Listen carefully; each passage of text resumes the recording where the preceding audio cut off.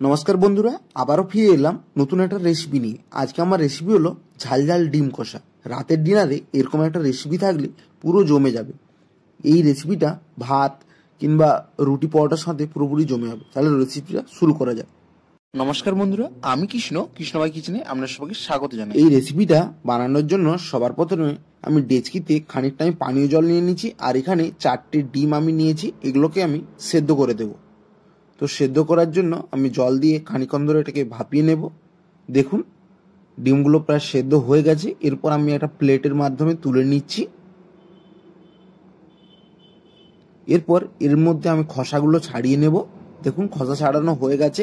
এরপর ছুরি দিয়ে এভাবে কাটে লাগিয়ে দেব, যাতে এর মধ্যে ভালোভাবে মশলাগুলো ঢুকে যায় এবং খেতে খুব টেস্টি হয়। দেখুন এভাবে সমস্ত ডিমগুলোকে আমি কাটে লাগিয়ে দিচ্ছি। এর মধ্যে সামান্য পরিমাণ হলুদ গুঁড়ো আর সামান্য পরিমাণ লবণ দিয়ে ভালোভাবে মাখিয়ে নেব। দেখুন মাখানো হয়ে গেছে। এরপর একটা কড়াই নিয়েছি সরিষার তেল। আর এবারে সমস্ত ডিমগুলোকে দিয়ে ভালোভাবে এভাবে চামচ দিয়ে নাড়াচাড়া করে ভেজে নিতে হবে। দেখুন হালকা মুচমুচে হয়ে গেছে। এরপর আমি একটা প্লেটের মাধ্যমে আবার তুলে নিচ্ছি। আমার সমস্ত ডিমগুলো বন্ধুরা ভাজা হয়ে গেছে। আর এখানে নিচ্ছি গরম মশলা, যেমন দারচিনি আর লবঙ্গ আর ইলাইচি। এর মধ্যে এগুলো দেওয়ার পর হালকা একটু সুগন্ধ বেরিয়ে আছে। তো বন্ধুরা দেখুন খানিকক্ষণ এটা দেওয়ার পর এর মধ্যে আগে থেকে কুচানো পেঁয়াজগুলো এর মধ্যে দিয়ে দিচ্ছি। পেঁয়াজটা হালকা লালচে বাদামি করে ভেজে নিতে হবে। তো দেখুন পেঁয়াজটা বন্ধুরা ভাজা হয়ে গেছে। এরপর এখানে আমি আদা রসুনের পেস্টটা করে রেখেছিলাম আর কাঁচা লঙ্কা রেখেছি। তো ঝালটা বন্ধুরা আপনারা আপনাদের স্বাদ বুঝে দেবেন। এই মশলাগুলো দেওয়ার পর ভালোভাবে মশলাটাকে ভাজা ভাজা করে নিতে হবে।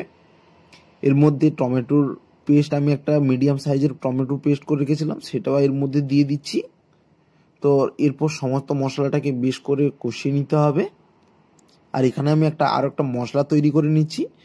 আধা চামচ জিরে গুঁড়ো, আধা চামচ ধনে গুঁড়ো, আধা চামচ শুকনো লঙ্কা আর আধা চামচ হলুদ গুঁড়ো। এর মধ্যে খানিকটা আমি পানীয় জল দিয়ে এটাকে ঘুঁটে নেব।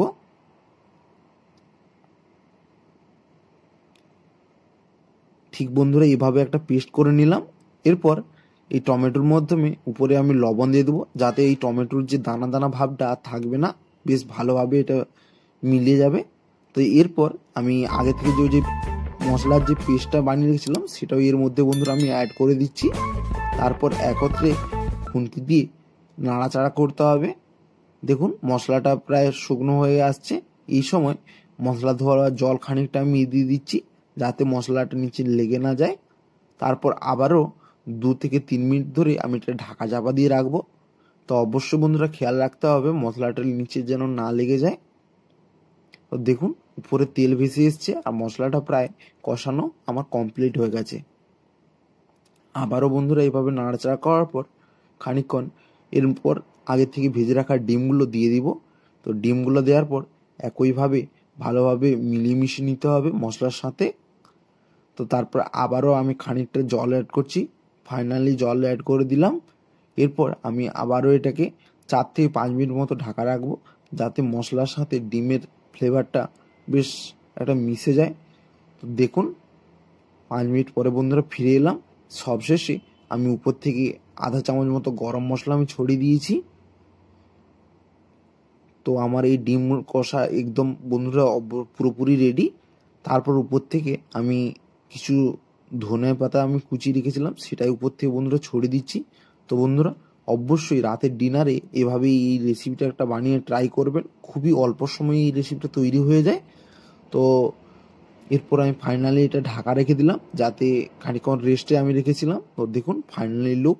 তো অবশ্যই বন্ধুরা বাড়িতে একবার ট্রাই করবেন। আশা করি আপনাদের ভালো লেগেছে কিংবা ভালো লাগবে। তো ভালো লেগে থাকলে প্রতিবারের মতো চ্যানেলটি অবশ্যই সাবস্ক্রাইব করবেন।